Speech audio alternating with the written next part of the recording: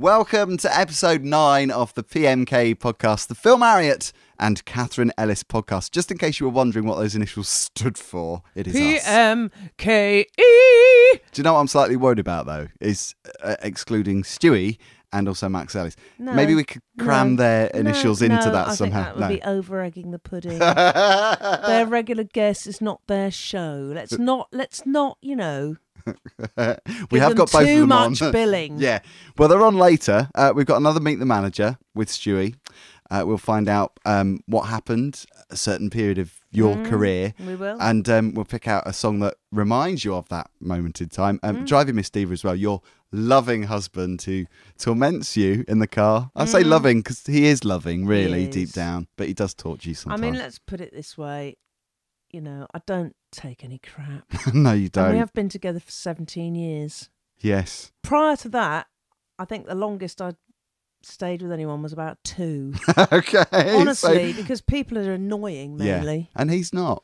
He's not lovely. annoying, he's lovely. As we found out in the Love last you, episode. darling. Shout out Max Ellis.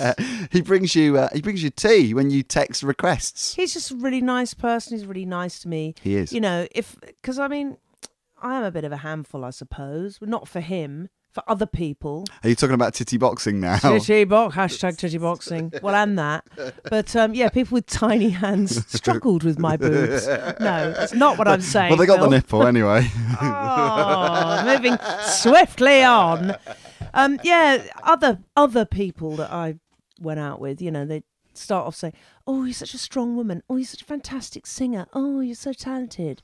And then before too long, it would be, "Oh, you just work with men mainly, don't you? Oh, you must be having an affair. Oh, you must be cheating on me. Oh, why do you have to kiss that person? Why did that person touch you?" It's like, oh, for fuck's sake.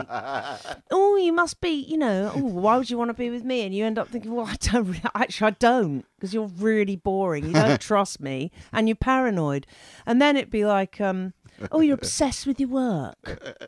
And then, right, you have to choose me or your singing. Oh, drama. Yeah, see ya. Ta-ra. Because this is who I am and it's what I do. If you don't like it, you know what you can do. Yeah. Stick it up your jacksie. Exactly.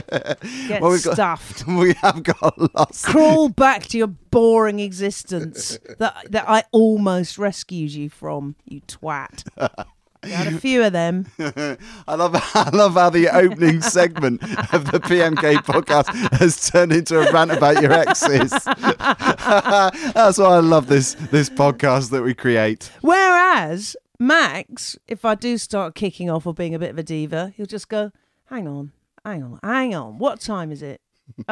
Okay, you haven't had your lunch. Sit down, shut up, I'll make you a sandwich. I'm usually fine after that. Or it's the week before your period. Oh, you got PMT. When's your period due? Oh, bloody hell. Honestly, can't you? Or when are you next doing a gig? You're driving me mad. You need to go away for a couple of days. He understands you, doesn't he? He does, yeah. Now we have got some amazing stuff on this podcast. A massive supply of new music, including the Divas. Could you talk about me for a while now? So that was the new single from the Cube Guys with Luciana, previous guest on this show. If you missed that interview, by the way, just scroll back to previous episode on mixcloud.com. Yeah. It's easy, isn't it? PMKE. Yeah. It's not too much to ask, really. It's pretty straightforward. It's You Dance, by the way, that track. Cube Guys, Luciana. I think you're being a bit bossy. You dance. You dance. In fact, Phil, what do you do for exercise? Well, do you know what? I was just thinking, actually, just doing this podcast in itself exhausts me. It's not really mentally. exercise, no, though, it physically does make me feel draining. a bit wrangled, like through the ringer.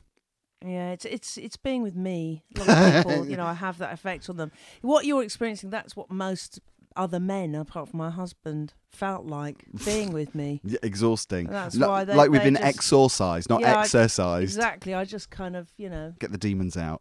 Rinsed them.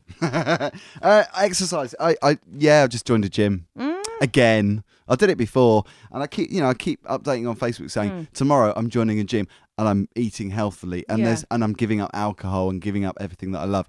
It never happens. Yeah, but that's all or nothing. It's little and often. It's what you do most of the time, not all the time. That is the trick, isn't it? Well, I've just seen on your calendar. Yes. Because we're in your studio, obviously, now, and you've got your calendar up there, and it's all colour-coded. I have looks a fabulous. Colour-coded. And your colour for exercise is red. Yes. So you put in an exercise that you do that's different on every day? I schedule it in. I love I mean, that. what I try to do, I don't go bonkers, but I try. You do. I've seen you performing on stage. I try to walk once or twice a week if I can with my friend Emma in the local park, Bushy Park. And walking is good with exercise. or without her dog Belle. Yeah. And then I have a Pilates app called Guru Pilates, an accompanying book. So I do try to do little sessions of Pilates throughout the week. Put your leg round your head? It's a bit like yoga, but it's more to do with core strength and stability and posture. And being supple. Yeah, keeping everything moving.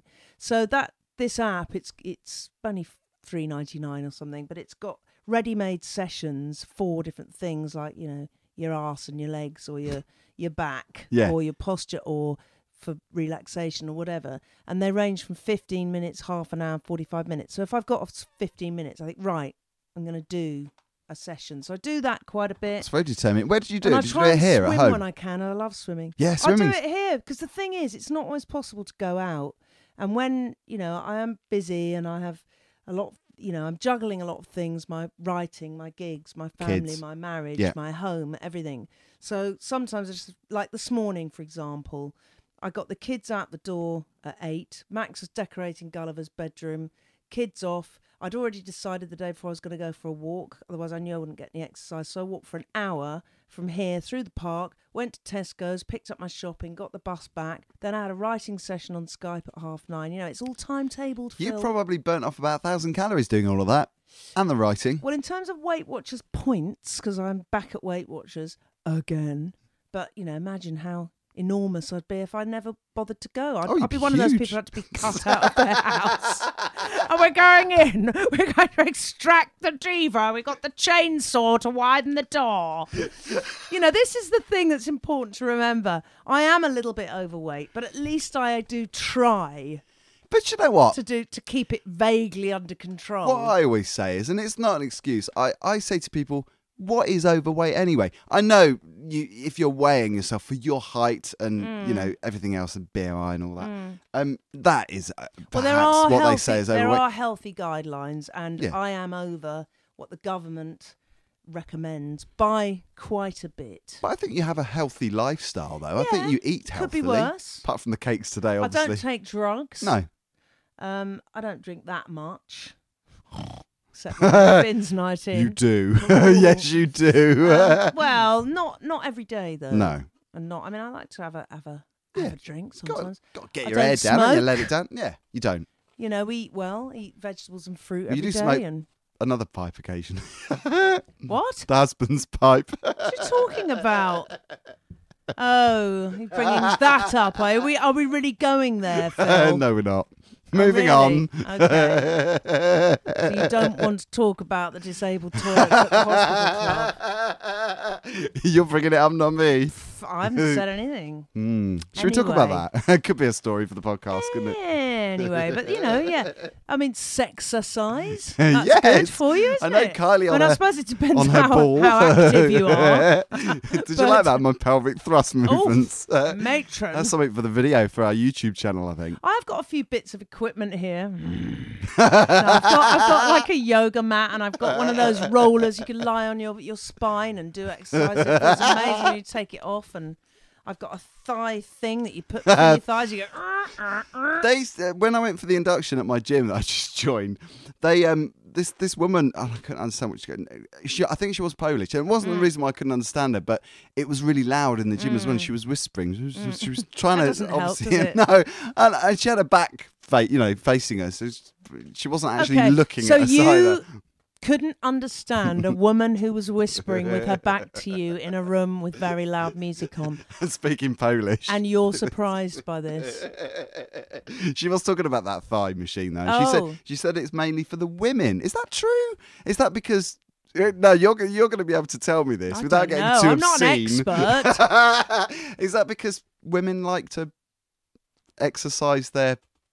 thighs. Thighs. I don't know. I mean, to be honest, that thigh thing, I don't use it that much. I think a younger person that used to Max has just walked in. He's looking horrified. I've got one of those Pilates balls as well. Yeah. But I don't really know what you're meant to do on that. Yeah, balls to the Pilates balls. I keep deflating it because Gulliver keeps jumping on it and kicking it around the room. It's annoying.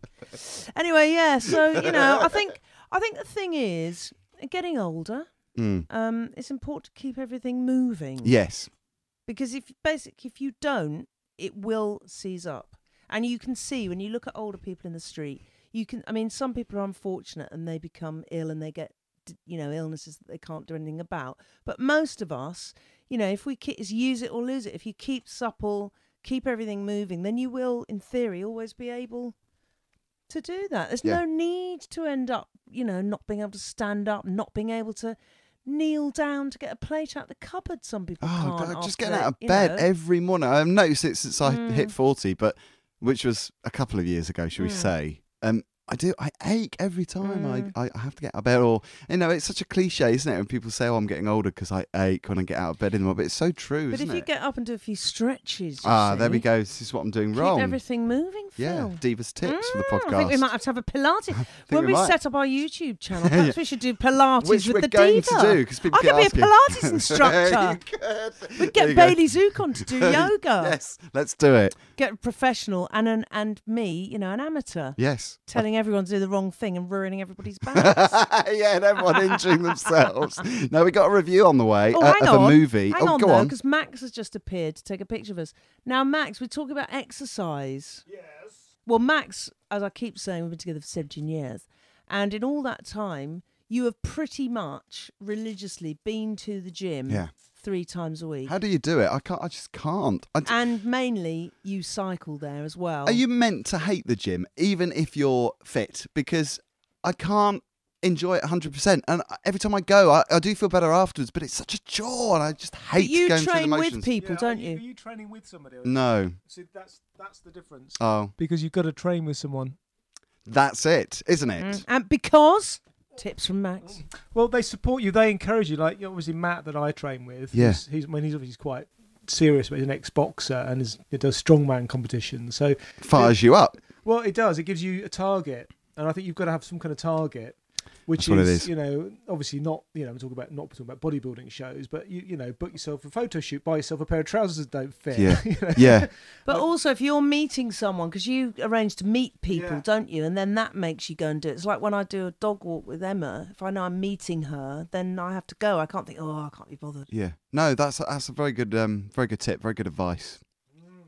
But we have got a review coming up of a movie that we all saw, which was Clouds of Sils Maria. So exciting. And what's even more exciting than that, we have got an interview with the star. I was going to say one of the stars, but she's the star. She is the star. She's the star of that movie. It's only Juliette Binoche. I like the way we said that word together. And we actually met her.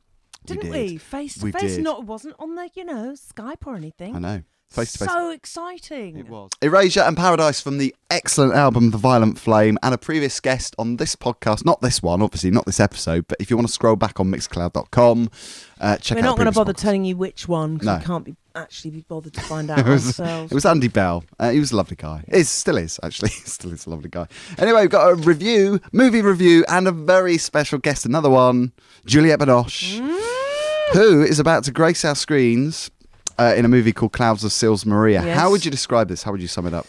The synopsis. It's a multi-layered film with lots of interconnecting relationships. The character that Juliette Binoche plays, a woman called Maria, is an actress who was made famous as a young woman in a play about a young woman who works for an older woman, and she seduces the older woman and drives the older woman mad. And so as an older woman later on in her career, she is asked to play the older character.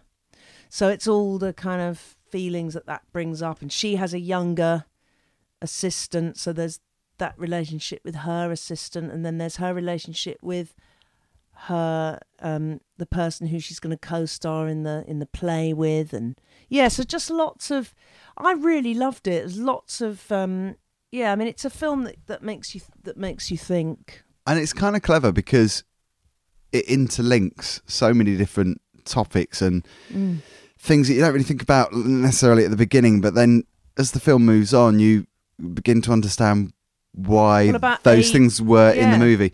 age in relation to career, age in relation to relationships. It's quite an arty film, isn't it? Yeah.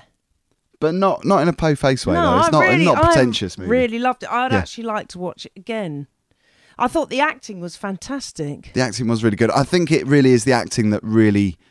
And the direction, obviously, because it's beautifully shot, some of it. I mean, obviously, the title of the Switzerland, isn't it, movie, a lot of Clouds... I think it is Switzerland. It's Clouds of Sils Maria, which is it's the cloud that... I can't really explain. It snakes around through the a landscape, valley, and doesn't so it? it doesn't happen very often. Yeah. It's like a phenomenon. It's almost like an eclipse, isn't it? It's that kind of event. Yeah, a rare event rare where event. the clouds appear to form a kind of a snake and snake around the valley between the mountains. Yes, loved it. And I loved the co-stars.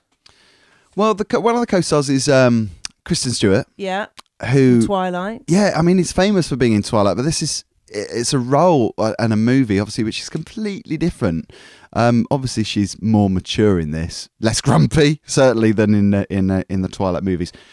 But it's a film that when I knew that both those actresses were going to be in it, I didn't think that they would work together on the screen, but actually they do work really I well, thought it don't was they? great. And then Chloe Grace Moretz. Who was in Carrie, the remake? She was in. Yeah. She And played Carrie. Kick-Ass Yeah. was great. I mean, she's only 18. Yeah, Fantastic actress. I don't love her as an actress. I never feel. I do. I never feel like she's really a natural performer. I certainly didn't like Carrie. It wasn't down to her necessarily. I haven't seen Carrie. But I really loved the original of Carrie. So obviously that's a different reason. But I thought she was great in this. Yeah, really in good. this movie, really good. I kind of I like her. I think she's cute. She's great looking. So, Phil, how did you feel when we met Ms. Binoche? I mean, this is like acting Royalty. Acting royalty. It's top quality acting that she does, and she's obviously well known for being in so many great movies, but being renowned as being a fantastic actress and winning Chocolat, awards English and Patient. recognition. So I was kind of nervous. I think you were probably more nervous than me. Yeah, I was fine until the day. And I woke up really nervous. Yeah. And Max said, just remember, she's a person. You've met lots of them before. You think, yeah, but this is, I don't know. Like I said before, I am someone who, I am starstruck by talent. I just find talent hugely, exciting. And it's like when you saw Janice Ian. yeah. Something that's moved me. That's Chocolat. I think she's brilliant in that. I think she's stunning looking as well. Gorgeous. And I just have to say, because people, so often it's like, oh, what does she look, or what does he look like close up? Actually, we were literally just across the table from her at that distance, and we obviously shook her hand as well when we went in. And she's beautiful close up. I mean, obviously, pictures, publicity photos are airbrushed. I mean, that's just the norm, isn't it? I think that's not only is she physically beautiful, but she really was, very nice. I mean, she's fiercely intelligent. She gave us fantastic answers. She had very I articulate. could have talked to her all day or listened to her all day. But she's also very funny, and she's this real infectious laugh. And I think she really, she really did engage with us, and she really... I thought she gave us a fantastic interview. She did, and she does have a tip actually for her beauty. She does. Which she revealed to us exclusively. Obviously not exclusive anymore, because everyone's going to know it. It will be, yes. Secret potion. Should we listen to the interview, Yeah, Phil? let's listen to it. Juliette Binoche, wonderful to see you. Good to see you too. How are you? Good, thank you. Now, you're in a movie, Clouds of Sils Maria, which we've just seen, and it's one of the most thought-provoking movies that I think we've seen this year.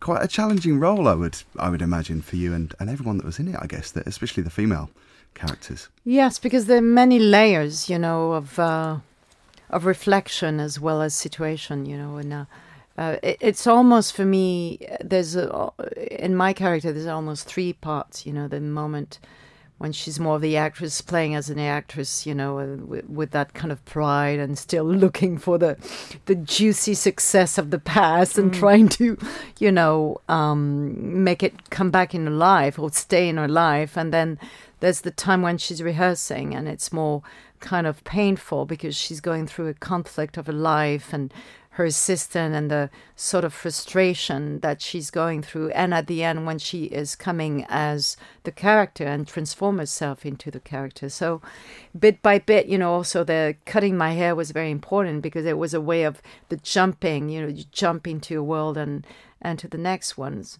And at the beginning, she's very reluctant, you know, to let go of the past. And at the end, she totally is free from the past. So that was the journey to play was wonderful for me.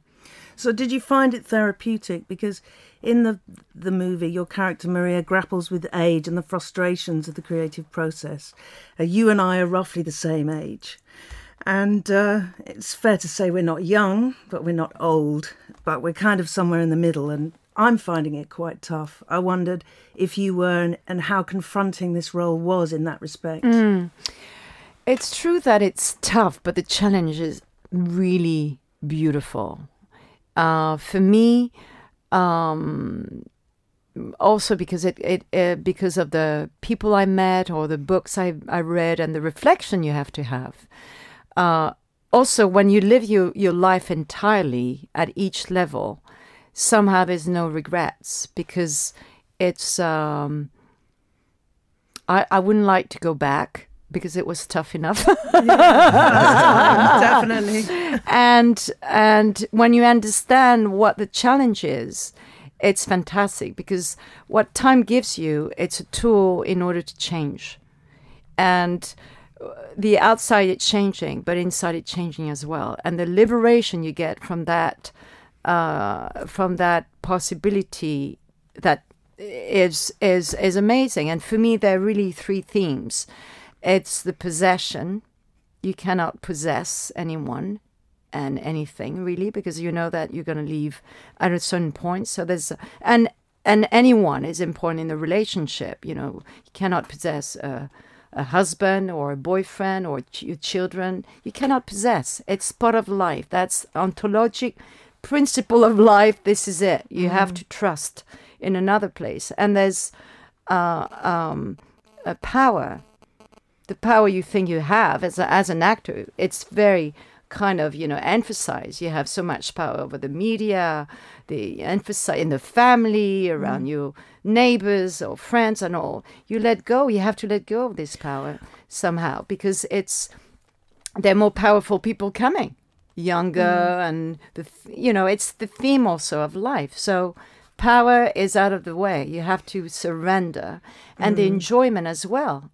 You cannot really hang on to enjoyment as you thought you did. You know that and I think that when you accept those three themes, in my opinion, there's a freedom that comes.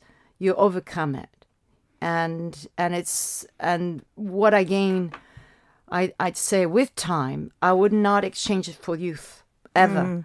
I don't want to go back. Do you think it would be nice to be young and know what we know now? I think you can still be young, but in a different way. Yeah. Was it more of a challenge for you to play an actress? Because I kept thinking all the way through the movie, that must be so confusing to be an actor or an actress to play somebody who's doing that job. Was that more mind-boggling? No, it was more fun because we could laugh at ourselves. You know, it could. And like, you know, the scene where I'm getting naked, it was challenging, but that was so fucking freeing. You look freeing. Yeah, because I don't give a shit about it. You know, I'm free, and that's the choice I make in my life. Would you have had that? And you're free of the judgment. Yeah, that's the thing. Absolutely. Your own judgment as well as the outside judgment. Would you have felt that relaxed if you were younger, though? A younger actress? Would you have taken that on? You know, your task is so strong. And that's what it is. Your passion is so strong that you put yourself in that dynamic that you're serving a story that is more important than yourself. And that's how you can do those things. Sure. Because if you're aware of your body and the people around and how much is going to be seen and what your parents are going to think and what your family's going to... You don't want to do it. It's not you. And that's it's not about you. It's about the story you're telling. It's about something that is bigger than yourself. In that case, you can do almost anything. It depends how you do things. It's a very powerful female-led cast. Was that what attracted you to a role? That's what I proposed Olivier. I say you have to write for women The feminine, we all need to go into our feminine part because we all male, I believe. We all Adams, we all male to start with. But then we need to go to the other side of ourselves, the other pole, and which is, the emotions that are not accomplished, you haven't embodied yet. So the feminine, the masculine has to get, inside of you as a teamwork. But it's so hard in a way. To encounter this. I'm so sorry to interrupt. We're being waved at, but I've got to ask you. You look so beautiful and amazing. Any tips for us? How do you do it? Do you have a regime? Are you lucky? You work out? You vegetarian? What? Tell us. No, I don't have a special. I love vegetables, so maybe it's a natural. Okay. Yeah, I Eat love more vegetables, everybody. But I love essential oils as well. Relaxing. I put on my skin some kind of whatever oil you have to put, and then you put essential oils. So shall I give you the recipe quickly? Okay, 10 drops of lavender, 10 drops of rose essential oil. 10 drops of chamomile, Roman chamomile, 2 drops of peppermint. You should sell this. Wow. Hang on. Giving away your there's tips. one left, which is what? Frankincense. Oh, the magic Here we go. ingredient. 4 drops of frankincense Wow. in a little bottle, not too big. Amazing. And you put it in the morning and in the evening. It's just gorgeous. Wow, I think we've got the We've got it recording now. There's no Thank excuse. you so much. Oh, you're Juliette. welcome. Pleasure to meet you. Lovely to meet you. you. Good luck with the movie. So the Phil Marriott and Katherine Ellis podcast with Aurora, the brilliant runaway, which leads me to something which is completely different because that was nice and tranquil and soothing. Max Ellis is here In your face! with something not soothing, not pleasant, perhaps. So angry. We have to explain what this is for people that don't know. Driving Miss Diva is what we call How it. could they not know? Well, exactly. What have you been? I would like to think that they do. Yeah. Your wife, your better half, I was going to say, the Better. Diva, I'm obviously better. the co-presenter, Yeah. or one of the co-presenters of this program, gets driven around because obviously she doesn't want to drive herself. She She's gets like you to do that. Miss Penelope out of Thunderbirds. Yeah. Have you ever done the sidecar thing? I'd love to see you on a Yeah, it would motorbike be with good. the Diva in the sidecar, like George and Mildred. I Do you think remember that's good. this? Yeah, that's good. I really I'm want gonna to see sell that. the Volvo, buy a motorbike. Well, that red hair, like Yeah, flapping in the flaming wind rings. through the Ooh. helmet. That'd be great. You've got to wear a helmet though. So this is Driving Miss Diva. Basically, when you drive the Diva, she has to sit back and relax. That's the operative word, obviously, because she doesn't, because she's No. listening to your music. So Yeah. you're tormenting her with something, and you pick out every episode. You pick out something that you torment her with. This one, On the last yeah. episode, we had Sex Pistols. Yeah. This episode, what is it? This episode? This is it's 5 Finger Death Punch, which is That sounds horrific in itself, doesn't It it? is fair. I mean, obviously, where it comes from is. Do you remember Kill Bill? And Yeah. At the end, she learns the 5 Finger Death Punch. Of She's course. like, hits him in 5 places from the chest, and his heart explodes. Wouldn't you love to do that? Well, funnily enough, poor old Gulliver. We watched Kill Bill with the kids, or Katherine. I think I was here. She watched it with the kids, and he got to the ending, and he sort of was watching the 5 Finger Death Punch bit, and he sort of lay on the floor, and he started crying and freaking out. And we're going, "What's the matter?" He said, "I can't move. I've just done it to myself." And he thought he'd given himself the 5 Finger Death Punch and was too scared to move from the floor. Oh my God. And it's to be talked down from the Scary. That's the power of cinema. Yeah, well, I was going to say. But anyway, 5 Finger Death Punch are very aggressive, very noisy, and I would say genuinely one of the things that annoys Katherine in the car. This is probably one of the. I've got quite a lot of them, and I like them, and they're really good driving music. It's like it's basically going to war. I see driving as a bit like being at war. I find it, driving. I have to be in the right head zone. I've especially never on been in your motorways. car, and I'm starting to think that's a really I'm sensible, quite calm. sensible I'm quite thing. focused. I don't drive like a nutter. Right. Actually, I focus, but when you're on a motorway and it's you're flying along at 500 miles an hour, Like you're in a video game. Yeah, it if is. you've got music like that, that's going and there are to people make you shoot swerving out, bullets. and you'll lorries be pulling up to next to you, and it's all kind of quite Yeah. it's quite edgy. Well, to have the right music on helps me, actually focuses me. So if we had to rank it from the Diva's perspective, because she rarely gets to Not give to rate us it, yeah. her opinion on No, these tracks, keep because her it's away. all over to you, because Yeah, it's it your part of the show. But if we had to rank it 1 to 10 of how annoying this band would be I'd to say Katherine this Ellis. is probably up around 9. This is like one of the Ooh. ones. This is the real. I think Ooh. she does. one of those where she picks out lyrics and says them to me to annoy me.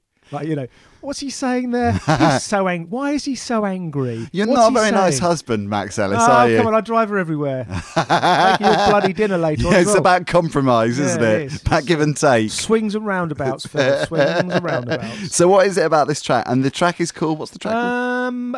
Lift Me Up. Lift Me Up. And interesting. I thought that was Jerry Halliwell. Well, It's not a cover, is it? It's not a cover, funnily enough. But they do covers. They actually do a cover on every album, which is they do cool covers, which we always look forward to the cover. Are they punk covers or are They're they? not- it's not punk, sorry, they're- metal. They're metal. They're proper.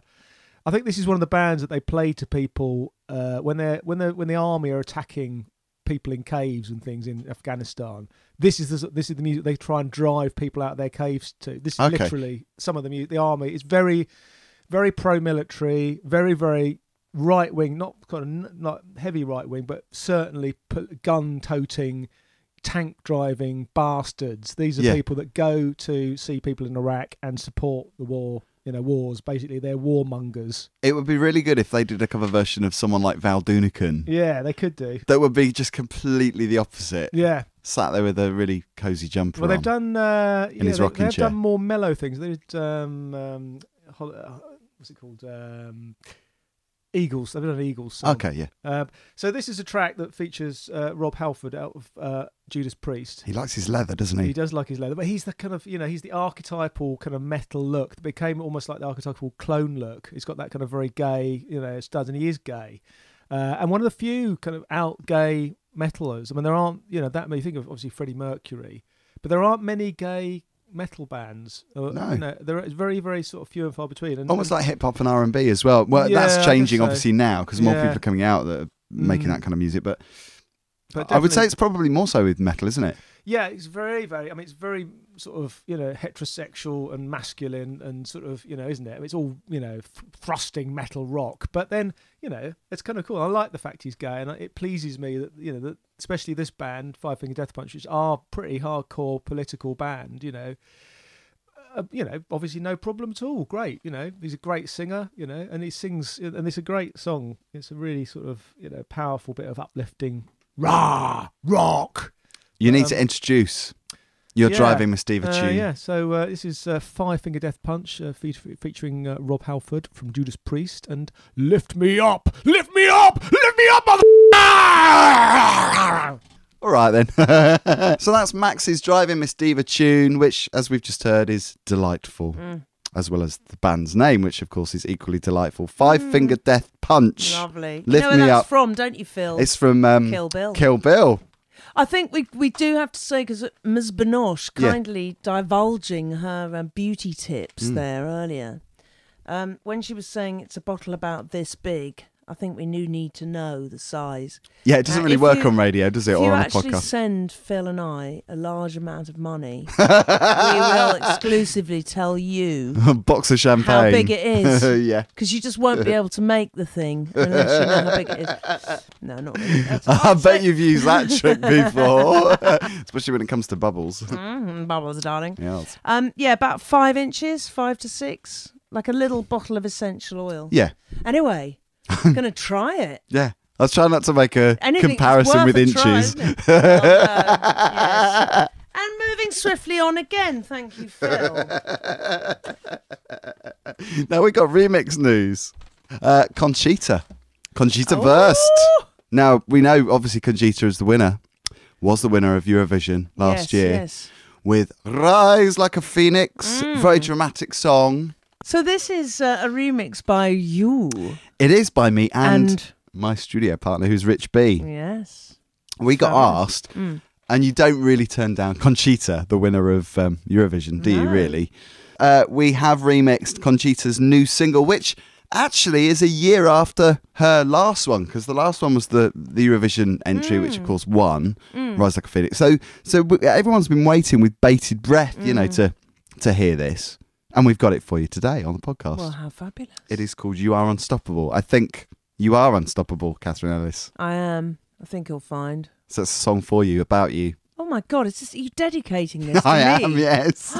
I'm honoured. And what's even better, is that it's the Rich B and Phil Marriott remix of You Are Unstoppable. So this is Conchita Wurst with You Are Unstoppable, a song written for and dedicated to Katherine Ellis. And this is the remix by Phil Marriott and Rich B. Enjoy. The Rich B and Phil Marriott remix of Conchita, now known as Conchita, not Conchita Wurst, actually, or Wurst, because she did a Kylie. She just got rid of her surname. It's probably for the best. Probably because nobody can pronounce it like but us. It sounds like worse for the worst. Conchita well, it's like for a the sausage, worst. isn't it? Wurst. Borscht. Wurst. And it is our remix of Conchita, You Are Unstoppable, dedicated and written for Katherine Ellis. Yes. It really is you. You're really here. Me. So we got shout out. Shout outs! Shout out! Okay, shout out! Geordie Soul. Hello, darling. Kevin Wilkinson. Hello, love. Tell you what, I did meet someone once called Chris Massey. Christmassy. If I was a drag queen, which I can't be because I'm already a woman, just in case you hadn't realised, my drag name would be Norma Snockers. I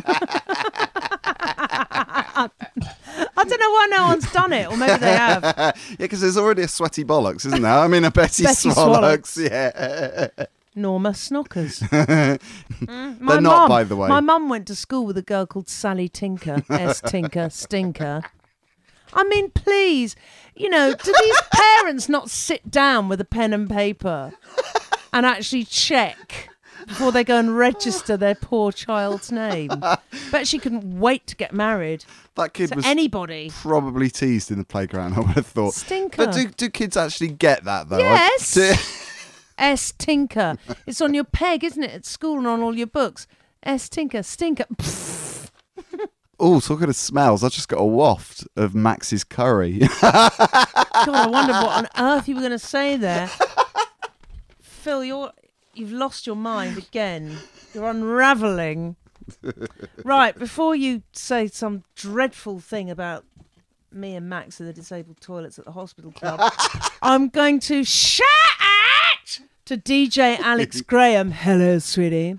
And lovely, I like to call him Rev. He's not a reverend. I don't really know why. I just thought he had a look of a vicar about him the first time I met him. Yes, Adrian McLaughlin, a.k.a. Rev. Hello, gorgeous. I love that. Keep those shout-outs coming in. Shout out! Sorry. Keep those shout-outs coming in via Facebook, Twitter and Instagram. Do you want to do the jingle, please? Facebook. PMKE. Twitter. PMKE. Instagram. PMKE. See, who else has a live, jingle machine? You did miss a bit, though. What? Are you criticising me again? All these people are going to be typing in PMK as PMKEpodcast on the end. Oh, for Christ's sake. All Facebook. Right. PMKE Twitter. Podcast. Now, you see, now you're not giving me time to say it. Facebook. PMKE. Twitter. No. No, Phil. No. Take 30. Facebook. PMKEpodcast. Come on, get on with it. Twitter. PMKEpodcast. Instagram. PMKEpodcast. Is that better? Or have you got any more comments or criticisms? I've just written a song with somebody, actually. What's it called? And we sort of PMK kind of roughed out the lyrics, and then he left a couple of gaps, which he colour-coded, and he said, these bits, maybe you could rewrite those. So I have, and he's just sent me a thing back saying, these are the bits I think we need to rework, and it's the things I've just done. You need reworking. Yes, thank you. Thank you very much. Play with a toy. Right, perhaps you'd like to write them then. Why don't you do that? Keep the shout-outs coming in. Shout out! Thank you very much for those. Right, very exciting interview. The voice of Moloko She's off on tour very soon. She's got a new album coming out. From it is Exploitation, which you'll hear in a moment, the fabulous Roisin Murphy. And I went to the interview with the delightfully bonkers Debbie Ryan. Yeah, do you know what? I'm just going to have to actually challenge Debbie-us Ryanus to a titty boxing match. Because I'm sorry, whose show is this? Perhaps I will come and take Neil Sexton to an interview because I'm a massive fan of something and hijack your show. Yes, thank you. Perhaps I will. Perhaps I will. And I might do it when you least expect it. I'll just turn up, whisk Neil off from under your nose without so much as a by your leave and hijack your show.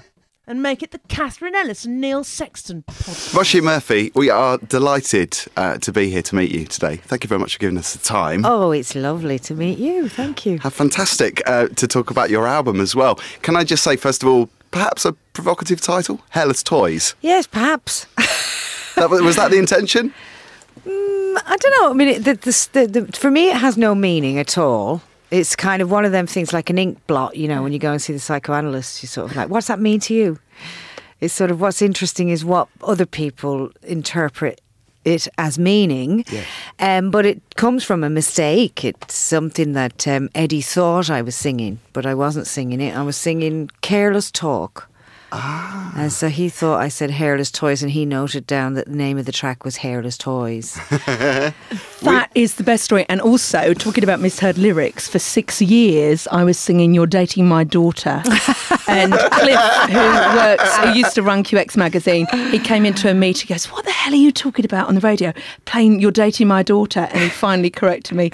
I also must blame you because you've crashed my laptop last night. Lord. I Googled Roisin Murphy hairless toy, and I've now got a virus. I think they thought I was looking at a very dodgy site. Ross. Because you've also put up photos of hairless toy for being it's been a building, so it's nothing that I've got in my top drawer. Well, you might have. Yeah, well, I was going to say, It depends on how vintage that item is. We were talking about this earlier. It's so funny because we were. There are hairless toys, toys. Yeah. We were talking about our interpretation of that title, and you've probably heard this from other people about how they perceive it. Yeah. And I don't even go We're there. just dirty filthy-minded. Yeah, we've been told off for that a few times. But the glint in your eye, Roisin, I think we're right. Oh, well. Could I say that you were picked up a magazine years ago, and it was Vanity Fair that described you as the Irish Grace Jones, and House of Naff Co54 on Twitter the other day put on listening to clinky wonky plinky jazz funky ghostly brilliant house of exploitation. Isn't that wonderful? It's amazing because you're very hard, and quite rightly it's hard to, you can't put you in your box. Yeah. No, a box. I won't stay in my box. No, that's the story of my life. I thought it was like I listened to the album and I loved it, and I thought it was like a wobbly soundtrack to Alice in Wonderland or something. It was, yes, yeah. It was kind of beautiful, but it had a dark side. It had a real sense of menace. Right, yeah, okay. Was that deliberate? Yeah, that's the story of my life. Excellent. No, I mean, I don't know. There wasn't much that was deliberate about this record. There was no references or anything. We didn't work to kind of saying, oh, we want to make a record like this or like that. And I do work like that sometimes, you know, like Pharrell Williams. I do bring in a record every now and again and go, I want to make a record like this. For example, when I make more straight ahead disco records and stuff, that I work that way. But when I made Hairless Toys with Eddie Stevens, we'd known each other so long as well, so we kind of didn't really talk about this record. We just did it, you know, and it was a case of just slapping stuff down and just keeping it there and then moving on, slapping it down, move on. We wrote 35 songs in the space of a few weeks. That's insane. Yeah, well, I got rid of my kids, you see, for the first time. So they're back? Just temporarily. They did come back, yeah. So that's quite a big sacrifice. Yes. Put them in a home. Put them in a home so I could make music again. No, I sent them off with the grandparents for a few weeks. And that was it was a very prolific time. But basically to say that, no, there wasn't any references at all on this record. I don't even know what kind of record I made myself, Yeah. actually. You know. Well, I love the fact that it's downbeat as well and very chilled, because I think it surprised me when I first heard it. I wasn't expecting it to be all club bangers, because obviously you've done some of those as well, which are great. But I just love the fact that it's a little bit different. It is, yeah. Well, we were discussing it. You saying it's like Alice in Wonderland. I said it was musically hallucinogenic. Yes. Because you listen to it. But can we talk about the belly button of the album? And you inspired me after The belly button The belly of button. the album. Yeah, belly button. And I've had this DVD, Paris is Burning, in a cellophane cover for about 3 years, and I finally got it out. Can you tell us a little bit about Resident Advisor and that article you read and how that came to inspire you? Well, I read a wonderful article there, and it was all about black and Hispanic gay cultures, so, the beginnings of house music and how that's kind of been forgotten or sort of washed over, because obviously dance music suddenly, for some reason, became absolutely huge in America in the last few years, in a way that it's been massive in Europe for a very long time, yeah. And I guess it's like disco again, kind of it's rearing up in America. And there was this sense with disco too that lost its sort of way, and when it became huge in America, people forgot where it came from, forgot it's about its authenticity, and it's a very kind of a dangerous place really for music to get to that point where it's massive but nobody knows where it came from. So basically they were trying to redress this in the piece, and Paris is Burning was a reference. Have a look at Paris is Burning, basically, in this article. And also, another thing that influenced me was DJ Sprinkles. They mentioned DJ Sprinkles in that same article, and that's when I went off to look for their work and see how that was. And it was a very inspiring article, actually.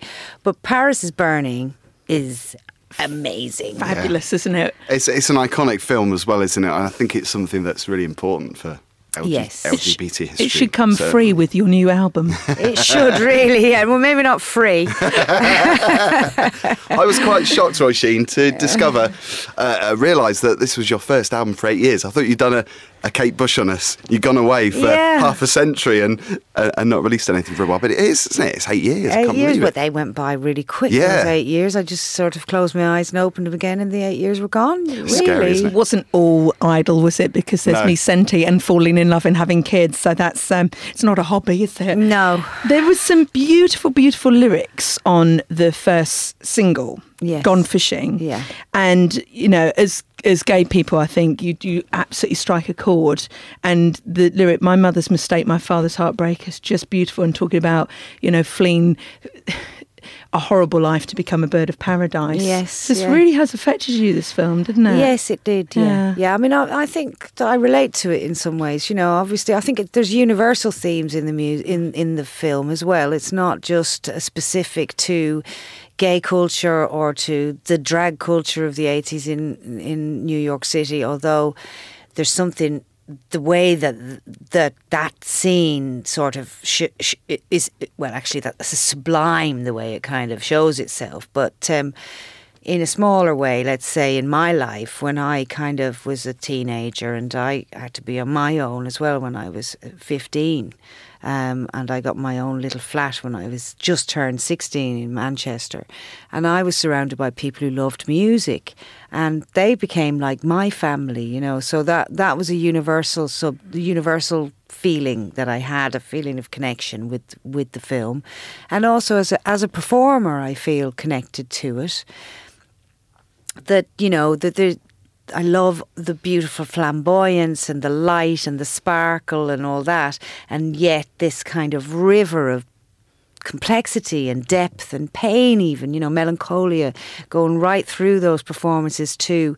That is something that I would aim for really in my own performances, and that's what I think performance can be for. It can be saying very complex things very, very quickly. So in a moment, you can see all these things, and even things that shouldn't be together, tensions pulling away from each other, the blissful utopian beauty and the pain, all in one shot, and I think that's what performance can be very good at. and it's something that I relate to when I look at the film. We have to mention your Manchester Pride performance. I think it was 2008. Ah. I, as a member of the audience, just remember having quite a mixture of feelings watching you. And it was a mixture of being scared, exhilarated, intrigued, and just I felt so alive watching that performance. It's actually giving me goosebumps just thinking about it. It was the most amazing thing I've seen at Manchester Pride or any Pride festival. It was intense. Oh, wow. And just thinking about it now has just made me feel a bit strange. It was amazing, absolutely amazing. And a laugh a minute.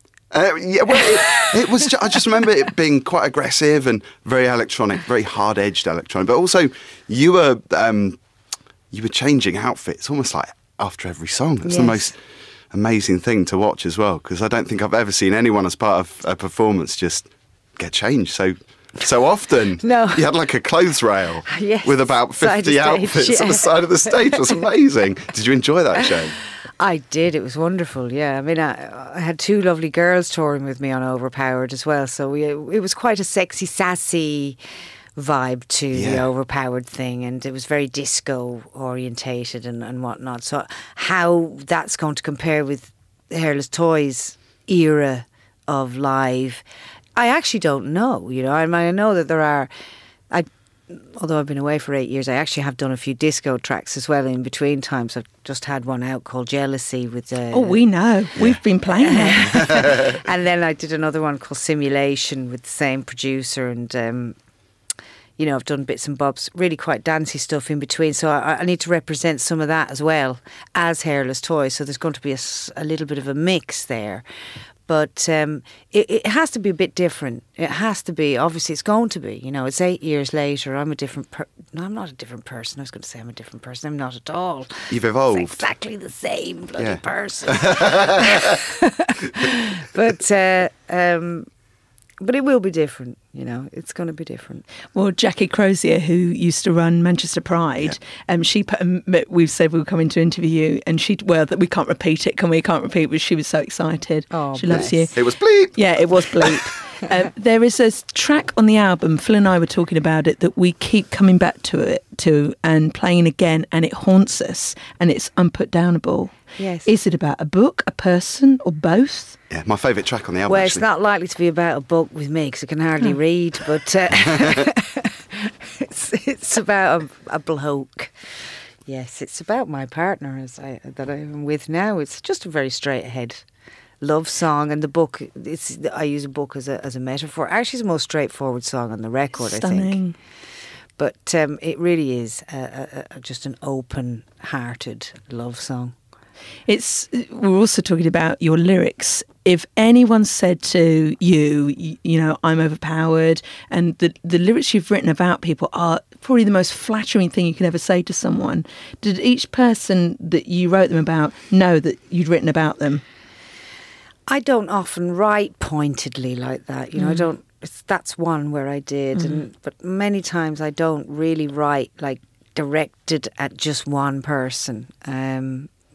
You know, I use all sorts of methods to write my lyrics. I mean, I keep lots of journals, I record things into the phone, I make massive big books of sort of scrapbooks with like things cut out of newspapers and stuff, and they actually look quite pretty, those things. They're not just for writing songs, they're quite nice things to look at. But I'll just use whatever, I mean, whatever inspiration there is, and there is no one method that I use. I'm not always writing about myself. I'm not always writing about somebody else. Sometimes I write about a film. Sometimes I just really write a personal song. Sometimes I don't. You know, it's just whatever it takes, basically. But it always comes out, no matter how you do it, it always comes out being about yourself in the end anyway. You know, it's like something is revealed. In the best cases anyway, something is always revealed, even if you haven't started out trying to reveal something about yourself, you always do. Well, that song got me over a breakup, Overpowered. Oh, beautiful song. It's all about experiences, I guess, as well, isn't it? It comes back to you because you've experienced a movie or a friendship or a relationship. It's weird, but sometimes you can have written a song and a year later you can be singing it on stage and suddenly it can become like Tell Everybody. I remember sort of thinking, yeah, it's a good song and whatnot, and kind of I'm sort of almost in character when I wrote that song. So because I wrote it in America, and it's what I kind of imagine an American diva to write. Tell everybody, you know what I mean? And it's kind of something out of my imagination. And then a year later, things have happened, and I'm singing it on the stage, and it's kind of, it has really a lot of meaning, personal meaning, all of a sudden as I'm singing it. So sometimes it happens that way around. You're like a Picasso. You see something differently when you come back to it. Yeah. Yeah. It's got a different form. We have to talk about your new single, Exploitation, and the video as well, because it's Lord. your directorial debut. I was surprised by this. I didn't realise that you never directed promo videos before. No, I never did. No. I mean, I've been very, very, very involved in my videos, and really this wasn't that much more work than videos usually are anyway. The directing part of it was only just sort of another little step, actually. But you were more hands-on with this. Well, no, I'm always very hands-on. If I'm really honest, I am always very hands-on. But I didn't have to argue with anybody this time. I didn't have to kind of come into an edit after some fella had been editing for 3 days, so staying up all night editing, and go, oh, I don't really like it, and then have a big argument about it. You know what I mean? I was able to just do it the way I wanted to do it in the first place, which was great. Well, and get the recognition as well. Yeah. Well, yeah. You released it on your Facebook recently, and we watched it, and I went, my God, it's like Woman on the Verge of a Nervous Breakdown crossed with Black Swan. It is dark, and I've never... Stepford Wives. I've never had to put a cushion over my lap when someone's eaten a boiled egg. It was so ridiculous. You need to do the adverts for M&S because they would sell out. It's the sexiest thing. And then I went and Googled Faye Dunaway. What the hell? If you haven't seen the advert, you need to see it. What the was that about? Well, I mean, that's the start of the inspiration for the video. Your belly button in the video. Somebody sent me this little short sort of advertisement, well, long for an advert, isn't it? It's about 5 minutes long, of Faye Dunaway, and all she does is sit in a black room with a black table, and she peels a boiled egg and eats it, right? But my Lord, it's absolutely fascinating, isn't it? Yeah. It depends on who. Yeah. Peels the egg. Yeah. And I needed it clear really. blue. Well, that egg of yours had a mind of its own, I think. It was spinning out of control. At one point, I thought it was going to shoot off the end of the table. I tell you what, seeing as we're on Gadio now, my videos, it's not at all camp, is it? No camp. You love that though, don't you? I love can't help it. I was kind of jealous. I think I'm being really serious all the time, and then I realise actually no, I'm just camp.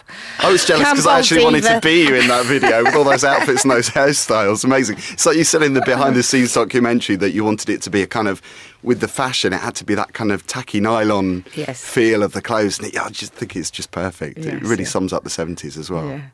Well, it's somewhere 70s, 80s. It's a bit lost, even like maybe 1990. It's funny, a couple of people have actually tweeted me pictures of their mum in 1989 or Amazing. 1990 and going, you look just like my mum. And I'm like, yeah, do you fancy your mum? You fancy your mum now? Photos. It's amazing. I love it. Is that your mum? No, that's that geezer's Somebody mum. else's mum. I showed it to you today, Yeah, Phil. I know. We'll have to tweet this out. Separated at birth. That's Roisin's mum. I said, well, it doesn't look No, like. it's not my mum.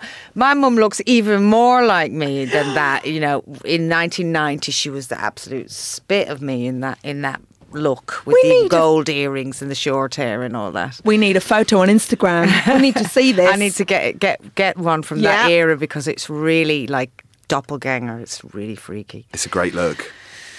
It is a kind of a great look. Yeah. Well, I think it's probably a look really that for so long everybody thought wasn't, but actually it really is. Well, we've taken. I'm not going to say guilty pleasure because I hate that expression. You've talked about Gone Fishing being you've envisioned a Broadway musical version of Paris is Burning. Now, you've directed your video, starred in it, camped it up, done everything else. Would you make a musical of Paris is Burning or something else? I probably could. I mean, I'm steeped in that. I mean, I definitely watched an awful lot of musicals growing up. I mean, me and my mother, that's what we did. We just watched musicals non-stop. And so I am steeped in that kind of... an understanding of that. And I think I write songs like that anyway. I write stories in my songs and stuff like that. Yes, I could see me doing that. I mean, there's not an awful lot of time for me to go to the toilet even at the moment, but maybe sometime in the future, yeah. Fab. Got to talk about your Let Me Know video as well, because I've got to tell you that ever since I watched that, I had this urge to go into a diner with a sparkler. I just wanted to use this, jump on tables with my legs in the air, but I wouldn't look as good as you obviously doing it, but it's an amazing video. It was a good video, that, yeah. The styling for that video was hilarious. I had nothing to wear the day before that video. And usually, you know, because I'd got loads of stuff sent from here and there and whatever, and it just wasn't working. And usually you get, you know, you're wearing something from next season or whatever. And, but basically I actually went to the shop about 5 o'clock the day before and I bought that outfit. And in Margiela, I bought the whole outfit. And then I went and bought the boots. And then on my way home, I stopped off at Philip Tracy and bought the hat. So I bought the whole lot. Let me guess, what was the most expensive thing? Probably the hat. Yeah. Hat wasn't cheap. It was only a bit of white stuff, you know. But what a sublime Yeah, but it's a white circle it is. A bit of white stuff that does look good in a pop video. I shocked Phil earlier by telling him about your Moloko record deal and how you hadn't had a track out before that. This is insane. You must have heard yourself sing before. I tell you what, I didn't sing until after we'd done the deal. That's insane. All I did was say, "Do you like my tight sweater?" You know, say silly things on the records. I pretended to be a valley girl on a song called "Party Weirdo." Those sorts of things, little kind of mad experimental things that we did. And basically, I hadn't sang at all, and we were already signed and everything, and we had a meeting at the company, and there was one guy, he was an American guy, and thank God he was there because the English guys were all a bit sort of shy in English. British. And but this American guy wasn't having any of it, and he sat us down, and he could hear like a tiny bit of singing on one of the songs, and he kept playing it over and over again to us, and he's going, "You got to get her to sing, to Mark. You got to get her to sing. That shit sounds like Nina Simone." Like that. And we were like, "Ooh, what's he saying?" You know. But eventually it went in and we started to sort of get me to sing. Because I knew I had a voice. And from when I was a child, my parents used to tell me I was a good singer. But I was afraid to sing because they told me I sounded like Elaine Page. Oh. So I was a bit scared to actually open my mouth to sing. Since I got into Sonic Youth and Big Black and stuff like that, I didn't want anybody to know I sounded You didn't want that comparison. So I hadn't considered being a singer actually when we did the deal. It was really just the name of the band was different as well. The name of the band was the Knuckleheads. When we did the deal, but somebody else was called the Knuckleheads, thank God, because that was a terrible name. And then initially we weren't going to be shown at all, and it was 3 dolls that I had that wore raincoats, which I actually mentioned in one of the songs, the Raincoat Sisters, in one of the songs on Hairless Toys. That were Moloko. So we did a photo shoot with these 3 dolls. We didn't like the photo shoot, so we had another photo shoot done with them for Moloko. And when you get the first single that we put out, it's got the dolls on the cover. It's got one doll on the cover, another one on the back. And they were going to be the band, but then we got bored with that and sort of... So it was always these little baby steps with me. It was always like, oh... I'll do this maybe now. I'll have my picture taken. Oh, I'm quite good at that. Maybe I'll make a video. Oh, not bad at that. Oh, maybe we'll, you know... And before that, maybe I'll sing and stuff like that. It was really kind of just one little step at a time. There's a story I'd love you to share about the last night of Moloko when you got pissed on gin and what happened that night. Can you share that? Because that was the final Moloko performance, wasn't it? The very final Moloko, bearing in mind this had built up the end of Moloko. It was a girlfriend and boyfriend and not just a band. And we had broken up a year or two before we actually finished as a band. So we were building up to the end for a very long time, and a lot of pressure was building. And then we knew it was going to be the last gig, and our musical director Eddie Stevens, who I made Hairless Toys with, actually said to the whole band when we got onto, because we were arriving the night before the gig, actually, in Turkey. And when we got on the plane that day, he said, right, it's the last gig ever. You all have to get completely pissed out your head on gin. From the beginning, we started drinking on the plane in the daytime. And we got picked up in Turkey by a guy in a minivan and our minibus, and we all got onto the minibus, and we were pissed out of our heads. And 4 hours later, we were up a black mountain, completely lost. He kept telling us we'd be there in a few minutes, and we started to argue, and the whole band were nearly killing one another, shouting about all the things that had upset us over the years, and it all came out. I was crying. My manager was pulling his hair out. That's gin for you. And then in the end, I was like, pull the van over. And I got out and went to a shop and I rang a taxi. And the taxi came and they followed us in the taxi. And it took about 1 minute. So we were actually just circling the hotel all this time, killing each other in the pitch black dark. But we did the gig the next day. It was fine. Yeah. And this is insane as well. Sing It Back has now been, well, it's probably more than this now, on more than 110 compilation albums. It is renowned as being one of the biggest dance tunes ever. Oh dear, that's a bad sign. Did you expect it to be so big at the time when you were making it? Did you think it was going to be massive? I did, yeah. As soon as I heard that remix, I thought it was going to be huge. I really did. I visualised immediately myself on top of the pops. Could see myself there. I absolutely knew it was a hit. Are you tired of playing it or hearing it now? Yes. Yes. Right, don't ever mention it again, or there'll be a fight. Living on a sore point. It's not the best thing I ever did. It's not the worst thing I ever did, but it's sort of, it can be a bit annoying when you're in Tesco in Ireland and they're like, what's that song you did? Yeah. What's that song? And I'm like, I did a lot of songs. I actually heard you a lot. I went over to Australia recently and you're played a lot over there in the supermarkets. Did you know that? Oh, how wonderful. I was singing around to Overpowered. This is surreal. Can I ask you about the first dance track that had a profound effect on you? The very first one is House Nation, House Nation, because my brother went to Ibiza and came back with that 12-inch. So that was the first acid house record I ever heard.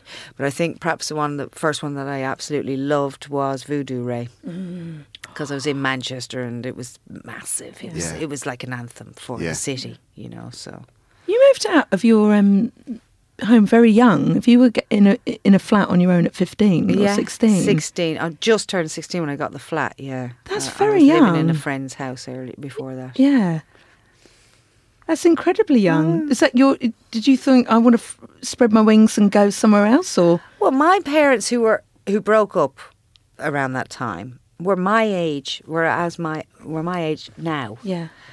And they were having a midlife crisis, poor them, So I sort of kept out of their way for a few years, to be honest.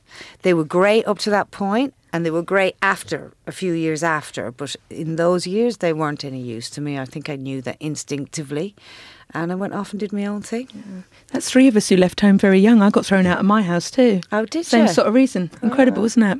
Roisin, it has been fantastic meeting you today. Lovely. Thank you very much for your time. Too. All the best with the album. We think it's great, and we're looking forward to seeing you on tour. Roisin Murphy with Exploitation on the PMKE podcast. It's time to welcome Stewie! Hello, Stu. I think I'm fired this time. Yeah, I can see daggers. Hiya! How the devil are you? I'm What's very been well. happening in your life? Well, I actually have a story about Roisin Murphy. I could tell you. I could share with you, actually. Is that the special co-presenter, co-guest? It is a true story, though, but I won't mention it. Oh, okay. Probably best not to. Yeah. It can be revealed. On another episode.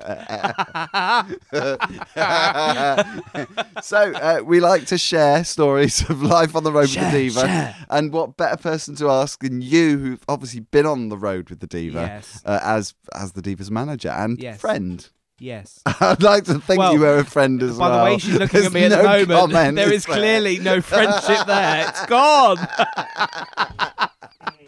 I hope you made the most of it while you could. Yeah. Oh, we've had 7 years. 7-year itch. Yes, indeed. 7 years. It's like a marriage. Some people are married and divorced in that. Oh, yes, indeed.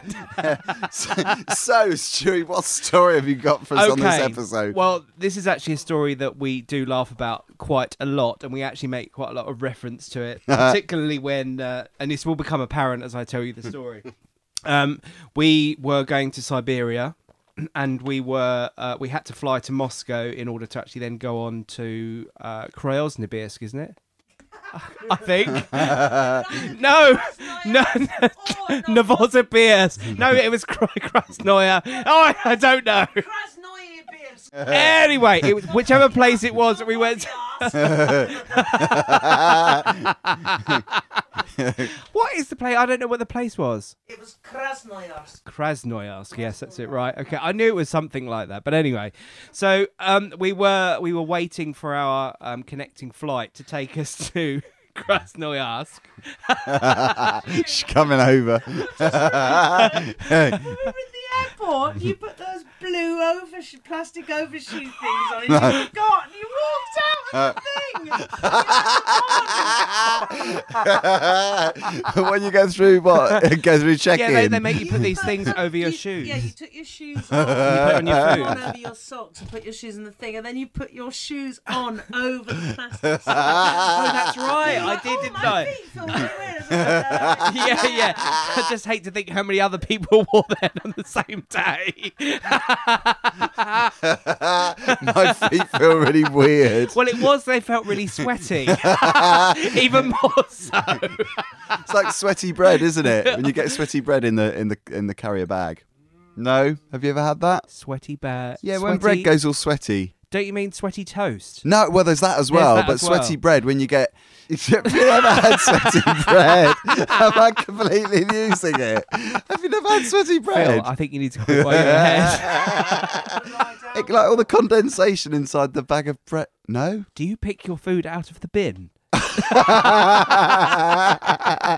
Anyway, it's not about me, it's about you me. and Anyway, the diva. I did get halfway through the story. I know. Sorry, I interrupted. Anyway, so we were waiting for our connecting flight, and it seemed to be like long delays and stuff. So we were trying to find out what was happening about the connecting flight, and we went over to the desk where these two women were. You what? The help desk. Oh, yeah, the help desk, which is quite ironic. So they're like tapping away, so you can like hear them all like tapping away on the keyboards and everything. And we asked them what's going on, and it was really weird because one of them just stayed static looking at the screen while typing, and the other one turned her head like she was a robot and said, "We're busy." It's like Stepford Wives. And then she then went back to the computer screen. So we were, Katherine and I were just like left there going, "What?"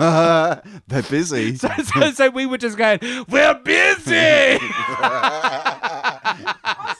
I said, no, you're not. She's typing and you're just staring at her. Because she wasn't actually typing. She was staring at the screen. What it was, we'd gone through security and we'd gone into this holding area, Which was horrible. and we didn't have any cash, and there were no cash points. That's right, yeah. We had to And we get had that money off actually that man. go back through security, get money, and then come back Back in yeah. Which was ridiculous. What palaver? I know. So that wasn't a particularly enjoyable trip, but I think I might use that line. I think the thing is, it's because we were together, it was funny and we're still Yeah. laughing about it. But when these things happen to you and you're on your own with your suitcases and you don't know what's going on, it's really depressing. Yeah. I think we just went and got a beer after that, didn't we? Or, yeah. Did the barman go, "They're busy"? No, they're busy. My Russian friends really laugh when I tell them that story. So yeah, we do laugh. So when we are incredibly busy, that's our line. They're busy. I love it. I'm going to use that line. Okay. Actually, for a future podcast. Yeah. Yes, I'm there you busy. go. Sorry. Yeah. You can do it. So, what song are we playing on this episode? Oh, we are actually Have we playing... decided? We are, yes. We're playing a song. It's a cover version. It's a cover version of a Britney song. Yeah. By somebody called Jane Montgomery. Oh. Now, not many people might know that that's actually Katherine Ellis. I was going to say, normally you play a Katherine Ellis song. Absolutely. So we had our guest, Debbie and I's guest, Yeah. Roisin Murphy. Phil, can you do me a favour? Can you have a word with Neil and tell him that whoever he and Debbie are going to interview next, I don't care who it is, I'm their biggest fan, not Debbie. I will be going. But furthermore, don't tell Debbie about it until after I've been and it's too late to even discuss it or ask if it's okay. Okay. And we had the Freemasons featuring Katherine Ellis. Oh, sorry, isn't that a Debbie Ryan record? Freemasons featuring Debbie Ryanus. It was Cold Light of Day. Cold Light of Day, if you don't know, is on the latest Freemasons album called Shakedown 3. When you hijack my podcast. No. Touch me on my hijack. Hijacking my podcast. Now, this leads us on to a classic. It's all about you, see? You But get it your isn't, moment. though, is it? No, it really isn't. I don't say until the morning. You see, I know all her songs. Perhaps I'm her biggest fan. I think we should have a fan-off, me and Debbie. You got a good one for this episode. Have I? You're desperately trying to get me off topic, aren't you? Name of the tie. Come on, then, what is it? The Knack, isn't it? My Sharona. Yeah. Hey, Sharona. You got to do a cover of that. My little pretty one. My Sharona. So, Katherine Ellis, why do you love The Knack, My Sharona? I just remember when it came out, it was really different. It's very sparse. I like it. It's a classic pop song. It's short. It's to the point. It's repetitive. It's quite empty musically. It's quite jerky, isn't I it? love the guy's voice. I just think it's brilliant. I love Yeah. it. I don't know. I think it's quite sexy as well. I remember it feeling like it was probably quite rude. And when I think heard it's really infectious. When you hear it, you have to move, don't you? Well, I do. Yeah. Yeah. How do you dance to My Sharona, though? My Sharona. Go And on. then it's got that. And then it's got that guitar solo. Down, down, down, down, down, down. Now, I know this doesn't really work on a podcast or radio, but I'm going to film you now. Oh, for God's sake! Can I put the track on at least? No, because I want everyone to see. Can't imagine dancing Here we go. This is how you dance to My Sharona. sitting in a chair.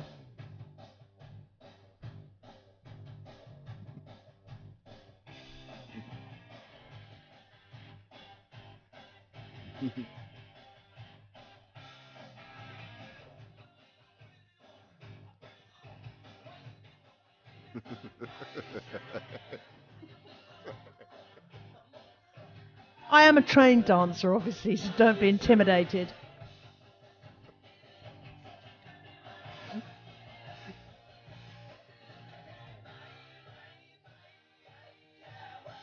Isn't that enough? That's amazing. Got some ideas. I loved it. So if you're thinking, It oh, hurt my neck doing that. Seriously. I've jarred something. Oh. Yeah, don't try this at home. I think we should put a health warning. The Divas classic cuts for episode 9 of the PMK podcast, My Sharona. Yeah. And if you want to learn the dance moves, head over to our Facebook page and you can see the video of Katherine injuring her neck. If you could pulling a learn vertebrae them out. and then redo them for me and show me how I could do them again safely, that would be great. That's how not to do it in that video. So don't try I this expect at Debbie home. Ryan, being a massive fan of dancing and, you know, most things that I like, could probably do it. Oh, once again, we've had a lot of fun on this podcast, Debbie Ryan included. She had a lot of fun at that Roisin Murphy interview. I bet she did. I heard she was a massive fan of hers, possibly her biggest fan ever. Thanid you very much for listening to That's episode my 9. pleasure, Phil. You know, always happy to facilitate. We will be back in a couple of weeks. Thank you to Max and Stewie and the boys. Thank you, Phil. Thank you, Katherine. No, please. Thank you. Who's getting the last word? Well, it's usually you, isn't it? You are in charge of the button that turns us off.